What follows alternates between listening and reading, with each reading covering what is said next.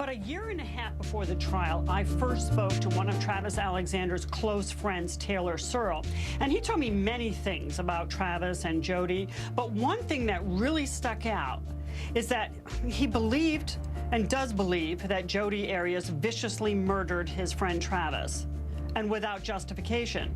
But he also said that he feared if she were to get away with these murder charges, that she'd actually come after him and his family. He actually was fearful of his own safety. I had an immediate suspicion that it was Jodi who had done this. And so I went to my laptop and went onto Facebook and showed the police her profile, and I said, "You need to find out where she is."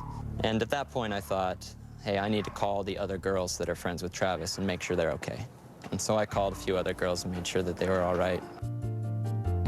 Ladies and gentlemen of the jury, you just heard from another friend of Travis Alexander the concern that he has. This is someone who interacted directly with Jodi Arias. One other point I wanted to make. Yes, Jodi Arias dated other people. Those relationships broke up and she didn't kill them.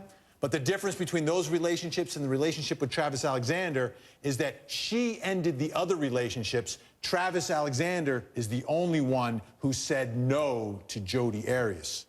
Dr. Daniela and I are ready for any questions, Joey. All right, questions for Dr. Daniela, the expert witness, and Vinnie Politan, starting with juror number one.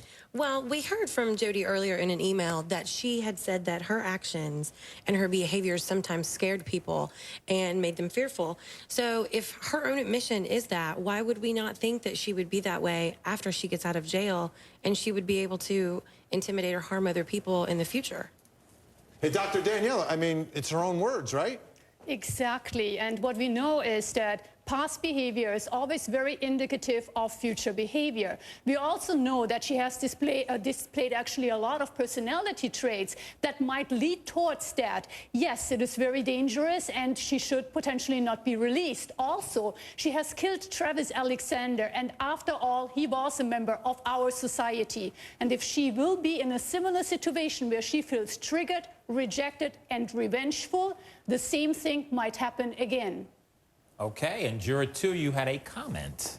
I think the issue here with Jodi is her narcissistic personality and the fact that she feels like she's above the law. We've seen that with her mugshot. We've seen that with her tweets from jail.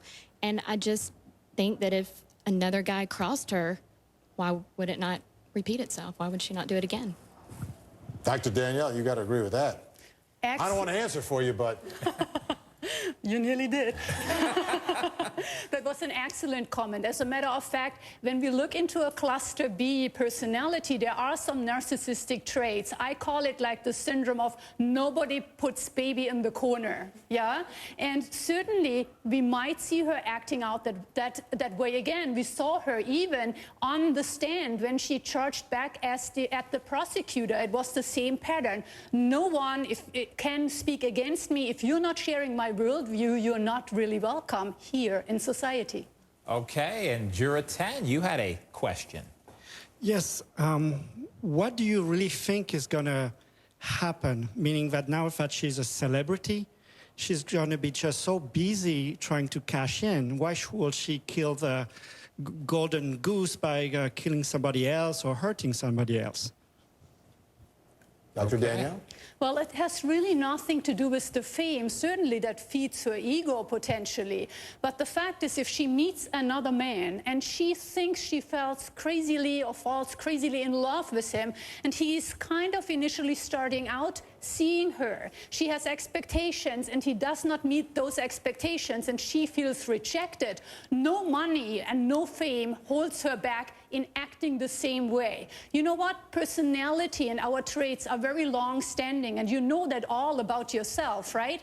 It is easy to say, be calm and relaxed if nothing goes wrong. But if something happens and you are rejected in love, and that might be her trigger, then you will act as you always used to act before. Juror 12, you had a question. Yes, I'm curious if we have any information on her past school records, any suspensions or referrals or getting in trouble or altercations with any teachers or fellow classmates from the past. Oh, thank you so much. 8th grade. When did she have a fight with her parents? When she's growing pot up on the roof. She's a wild child. She's moving out her junior year of high school at age 17 because she can't get along with her parents. And how has she been acting in jail? Not so good. She got into a few scuffles in jail. This is someone who does not follow the rules. The only rule she follows is Jodi Arias' rule, and if someone says no to her, that's when she acts out. That's why she's dangerous. All right, these are great questions that the jury has for the prosecution team. Those questions will continue, however, they will be of the defense. That's up next.